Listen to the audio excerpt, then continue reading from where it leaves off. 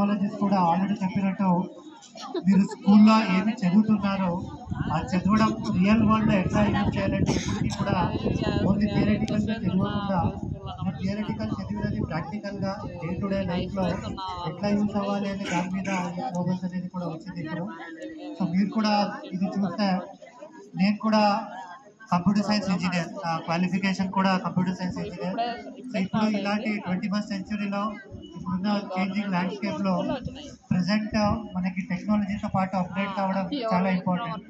మన traditional education సిస్టమ్తో పాటు ఇట్లాంటి మోడర్న్ ఎడ్యుకేషన్ సిస్టమ్ ఉంటే పిల్లలకి క్యూరియాసిటీ అనేది చాలా ఇంపార్టెంట్, ఇన్నోవేషన్ అనేది చాలా ఇంపార్టెంట్. ఇప్పుడు చాలామంది పెద్ద పెద్ద హోదాలో ఉన్న వాళ్ళు ఇంక్లూడింగ్ ఇస్రో చైర్మన్ ఇలాంటి వాళ్ళంతా కూడా ఒకప్పుడు గవర్నమెంట్ స్కూల్ నుంచి నేను చదువుకొని వెళ్ళినారు. సో ఆ గవర్నమెంట్ స్కూల్ చదివినా కూడా ఎక్కడైనా మనం వెళ్ళొచ్చు అనేది ఖచ్చితంగా సాధ్యమవుతుంది అనేది మనకు తెలుసు.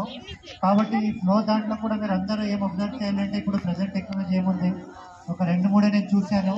Machine learning, artificial intelligence, virtual reality, ఇదంతా మనకి ముందు వెళ్తూ ఒక 10-20 ఇయర్స్ బ్యాక్, ఒక 30 ఇయర్స్ బ్యాక్ మొబైల్ అనేది లేకుండే మనకి.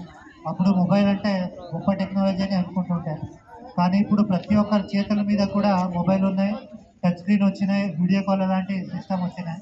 అలాగే ఇంకా గోయింగ్ ఫర్దర్ ఇంకొక 20-30 ఇయర్స్కి ఈ ఆర్టిఫిషియల్ ఇంటెలిజెన్స్, మెషిన్ లెర్నింగ్, తర్వాత వర్చువల్ రియాలిటీ అనేది పాసిబిలిటీ ఉంటుంది, తర్వాత అది రియాలిటీ అవుతుంది. వర్చువల్ రియాలిటీ అంటే మనం ఎక్కడున్నా కూడా మనకి పక్కనే ఉన్నట్టు virtual reality, artificial learning, specifically artificial intelligence నుంచి మనం ఏది చాలా వర్క్ చేస్తున్నామో రొటీన్ వర్క్స్ అంతా కూడా ఆర్టిఫిషియల్ ఇంటెలిజెన్స్, రోబోటిక్స్ వచ్చేసి ఆ జాబ్ అని అవే తీసేసుకుంటుంది. కాబట్టి మనకి ఫ్యూచర్ అంతా క్రియేటివిటీ, ఇన్నోవేషన్ ఏముంది అదే మనకి ఫ్యూచర్ ఉంది.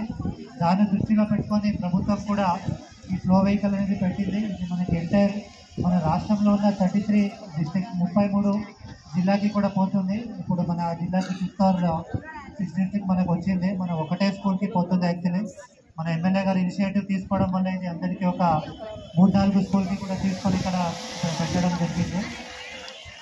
సో మీరు అన్ని దానిని ఉపయోగించుకొని జస్ట్ ఇక్కడ వచ్చినాము వెళ్ళినామనేది కాకుండా ఈ టెక్నాలజీ మీద క్యూరియాసిటీ అనేది మీరు పెంచుకోవాలి. ఈ క్యూరియాసిటీ పెంచుకుంటే మీరు నెక్స్ట్ ఎప్పుడైనా ప్రొఫెషనల్ కోర్సెస్కి వెళ్ళినప్పుడు స్పెసిఫికల్లీ ఇంజనీరింగ్ తర్వాత మెడికల్లో అన్ని టెక్నాలజీ మారిపోతుంది. అలాంటి టెక్నాలజీ కూడా ఇప్పుడు మీకు డెమోన్స్ట్రేషన్ ఇస్తారు. ఈ టెక్నాలజీ చూసుకొని మీరందరూ ఇన్నోవేటివ్ మైండ్ సెట్, మీకు అందరికీ ఇన్నోవేషన్ అంటే తెలుసుకోవడానికి గుర్తు రావడం లేదు, కానీ ఇన్నోవేటివ్ మైండ్ సెట్ ఉండాలి అనేది ఒక ముఖ్య ఉద్దేశం. సో ఒక చిన్న స్టోరీ, మన అబ్దుల్ కలాం గారిది ఒక లీడర్షిప్ ఎట్లా ఉండాలి అన్నప్పుడు ఒక చిన్న స్టోరీ చెప్పాలంటే, ఇండియాలో మనకి స్పేస్ లాంచ్ చేస్తున్నప్పుడు, ఈ శాటిలైట్ లాంచ్ చేస్తున్నప్పుడు ఫస్ట్ టైం ఒక లాంచ్ చేసినప్పుడు అది ఫెయిల్యూర్ అయిపోయింది. ఆ ఫెయిల్యూర్ అయినాక అబ్దుల్ కలాం గారు తానే అంటే హెడ్ ఆఫ్ ది ఇన్స్టిట్యూషన్గా వచ్చి ఆ ఫెయిల్యూర్ బాధ్యతను తనే తీసుకున్నారు అబ్దుల్ కలాం గారు. తర్వాత అది ఫెయిల్ అయింది. అది అయినాక మళ్ళీ ఇలాగ సక్సెస్ చేయలేని తర్వాత 3-4 ఇయర్స్ తర్వాత మళ్ళీ అదే శాటిలైట్ని లాంచ్ చేశారు. లాంచ్ చేసినాక అది సక్సెస్ అయింది. ఈ టైం సక్సెస్ అయినప్పుడు మాత్రం ఆ క్రెడిట్ తన తీసుకోకుండా వాళ్ళు టీంలో ఉన్న లీడర్ ఎవరు ఉన్నారో వాళ్ళకి ఆ లీడర్షిప్ క్వాలిటీ అని చెప్పినారు, వాళ్ళకి అంతా సక్సెస్ క్రెడిట్ ఇచ్చినారు. అంటే అబ్దుల్ కలాం గారి ద్వారా మనం ఏం నేర్చుకోవాలి అంటే లీడర్షిప్ అన్నప్పుడు మనం ముందు ఉండాలి, అసలు టీమ్ స్పిరిట్లో వెళ్ళాలి అనే వాళ్ళ నుంచి మనం నేర్చుకోవాలి.